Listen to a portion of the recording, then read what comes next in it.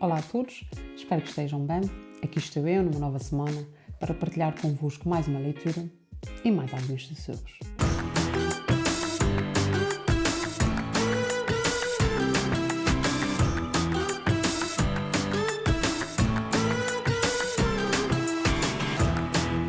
O meu nome é Malvina Sousa e hoje, neste espaço, quando os livros sussurram, vou partilhar convosco excertos do divertido Diário de Sofia e Companhia aos 15 anos, de Luísa Douglas Soares.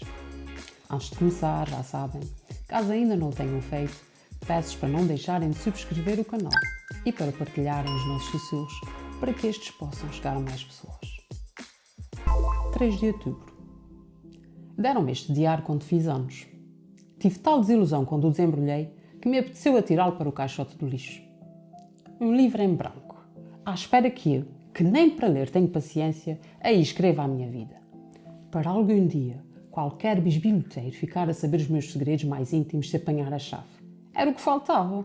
Além disso, diário, lembrou-me logo caderno diário. Essa praga em que todos os dias tenho de escrever as confidências dos setores. Os trabalhos de casa. Abriu. As suas páginas eram duras demais para limpar o rabo, mas serviam para escrever bilhetinhos. Atirei-o para o fundo da gaveta. Hoje encontrei-o. É domingo. Devia estar a estudar, mas não estou para isso. Folhei o livrinho em branco e imagino o que está ainda em branco na minha vida. Por que não é ideia escrever sobre mim? Quem sabe se não virei a ser uma pessoa famosa? Ainda tudo me pode acontecer.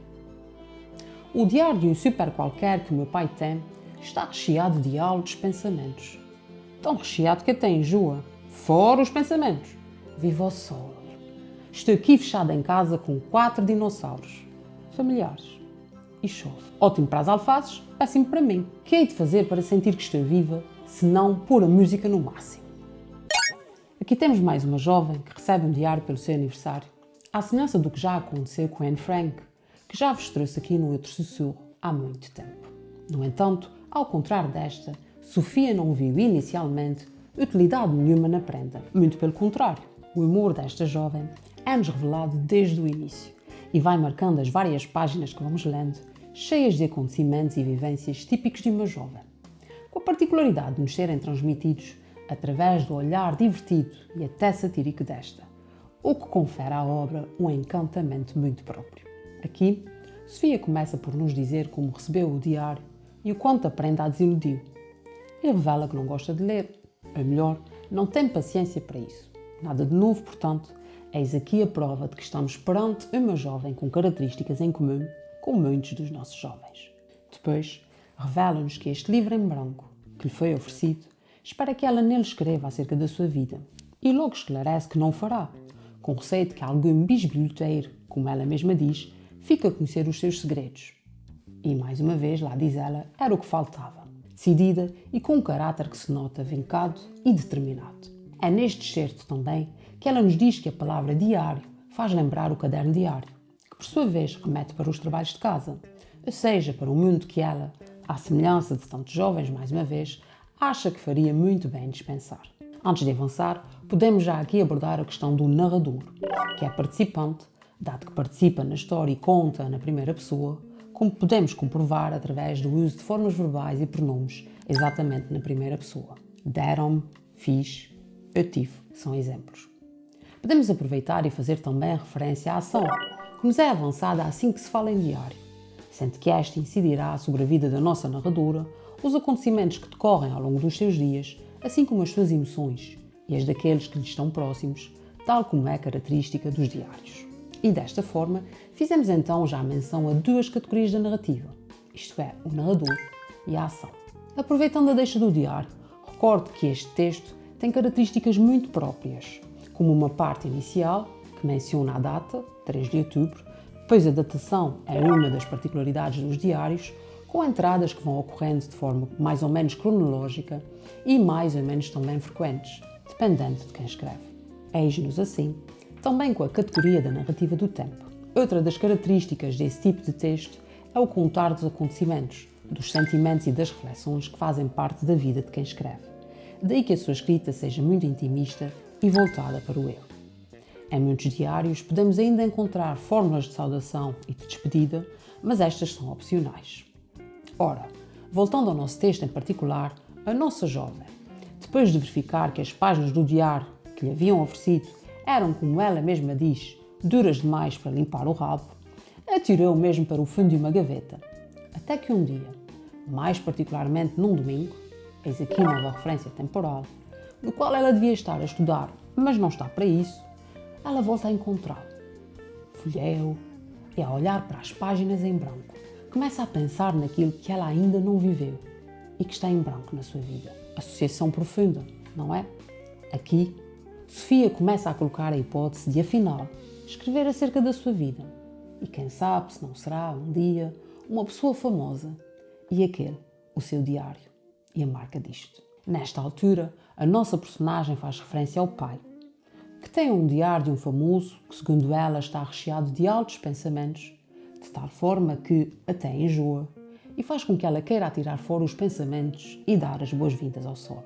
É aqui que ela nos oferece mais algumas informações importantes. Diz estar fechada em casa, eis agora uma referência espacial, e refere-se aos familiares, tratando-os por dinossauros, fazendo assim uma menção metafórica e até irónica à idade destes, como se existissem já há muito tempo e estivessem extintos, tal como os dinossauros, ou seja, distancia-se imenso deles. Eis, portanto, uma visão nua e crua de uma jovem que não quer saber da escola nem dos estudos e acha que todas as pessoas mais velhas são antiquadas e desajustadas do mundo em que os jovens, essas espécies raras e sábias, existem.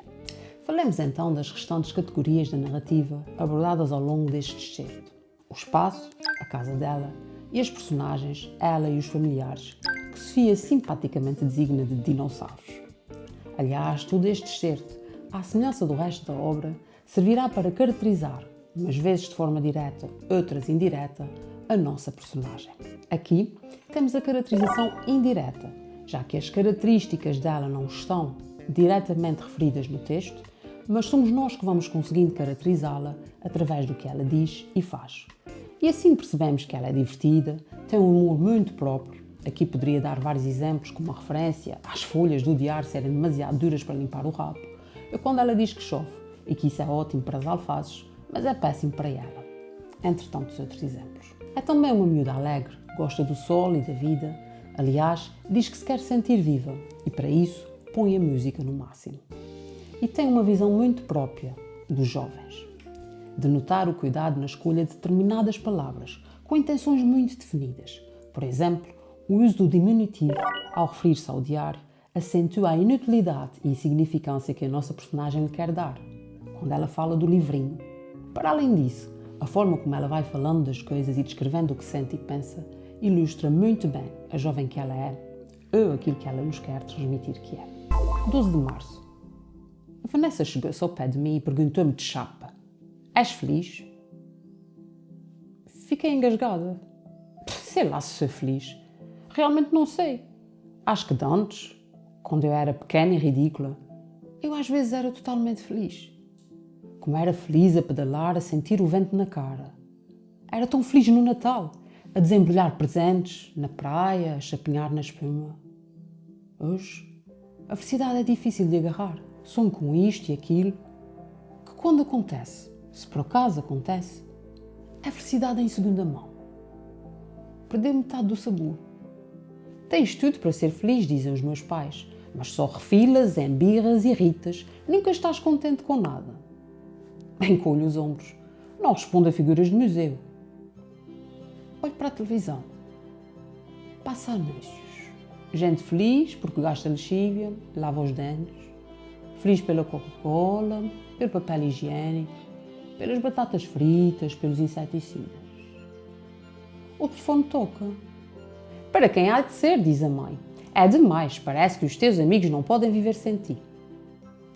Talvez não possam, respondo eu, quase feliz.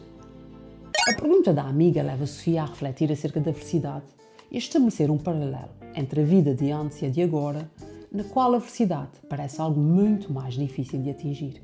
Aliás, os advérbios de tempo usados, de antes e agora, servem precisamente para demarcar essa diferença, ajudados por outros advérbios que reforçam também a diferença na intensidade com que a felicidade era sentida. No passado, era totalmente feliz.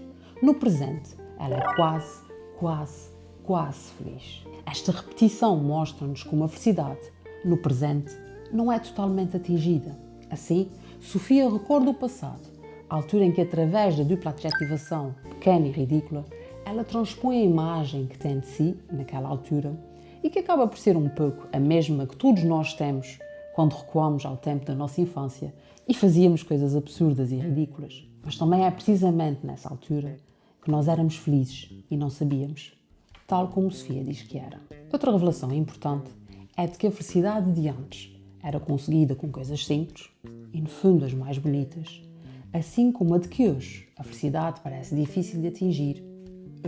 Como ela tão bem diz, agarrar. Verbo que nos transmite a sofreguidão, a vontade com que desejamos e queremos a felicidade. Aliás, ela refere que sonha muito conseguir determinadas coisas, mas quando e se as consegue, já se trata de uma felicidade em segunda mão, que perdeu metade do sabor. E essa descrição de como desejamos tantas coisas e quando as conseguimos, afinal, não sabem aquilo que nós esperávamos, é uma felicidade em segunda mão, é incrível e muito bem conseguida. Afinal, a nossa jovem tem reflexões profundas e faz constatações muito importantes para alguém da idade dela. Algo que, se pensarmos bem, também acontece muito no nosso dia-a-dia. Quando os pais lhe dizem que, apesar de ela ter tudo para ser feliz, nunca está contente com nada e só refila, embirra e irrita, que é uma enumeração que demonstra uma maneira de agir muito própria dos jovens, Sofia volta a brindar-nos com o seu humor e o seu caráter particular, encolhendo os ombros e dizendo-nos que não responde a figuras de museu.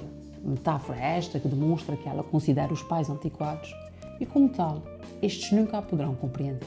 E esta visão já nos surgia nos textos anteriores, se bem se lembram. Quando ela olha para a televisão e vê os anúncios que mostram pessoas supostamente felizes e, para tal, usa uma enumeração, gente feliz porque gasta lexívia, lava os dentes, feliz pela Coca-Cola, pelo papel higiênico, pelas batatas fritas, pelos inseticidas, Sofia faz também uma grande crítica aos seres humanos pela superficialidade deles e como estes se deixam seduzir pelas coisas materiais, pelo consumo, em busca de alcançar a felicidade que nunca agarram. Mais uma reflexão profunda e que também devemos considerar, tendo em conta a loucura em que está o mundo e a forma como tanta gente procura a felicidade nos bens materiais, nas coisas supérfluas, numa vida de faz de conta, em vez de seguir e agarrar as coisas mais simples.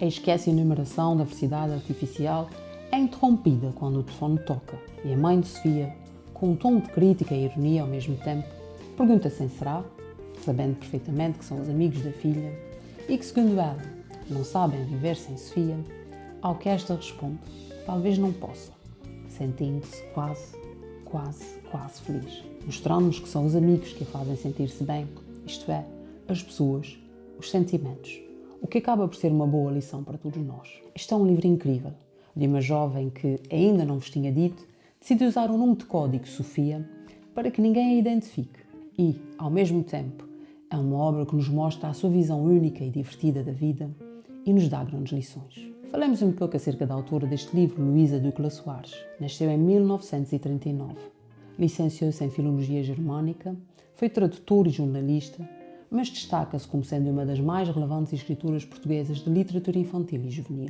com muitas obras premiadas e traduzidas. O humor e a fantasia são característicos desta autora. Para além do livro que vos trouxe, publicou outros fantásticos, como O Meu Primeiro Essa de Queiroz, O Rapaz que Tinha Zero Matemática ou O Crime no Expresso do Tempo, entre tantas e tantas outras fantásticas. Espero que tenham gostado mais este momento. Antes de me despedir, peço-vos novamente para subscreverem o canal e partilharem estes sussurros. Despeço-me marcando encontro convosco daqui a 2 semanas, na quarta-feira, para mais sussurros e mais partilha. Até lá, não se esqueçam, é importante estarmos todos atentos, porque os livros sussurram.